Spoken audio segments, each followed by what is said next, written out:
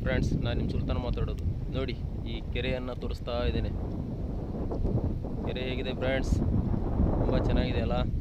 ನನಗೆ ಈಜಲಿಕ್ಕೆ ಬರೋದಿಲ್ಲ, ಅದಕ್ಕೆ ಹೊರಗಿಂದ ತೋರಿಸ್ತಾ ಇದ್ದೇನೆ. ನೋಡಿ, ಅದನ್ನು ಎಡಿಟ್ ಮಾಡೋದಿಲ್ಲ, ಹೇಗಿದೆ ಹಾಗೆ ಹಾಕ್ತೀನಿ ಬ್ಲಾಗ್ನ. ಇದೆ ಕೆರೆ ನೋಡಿ.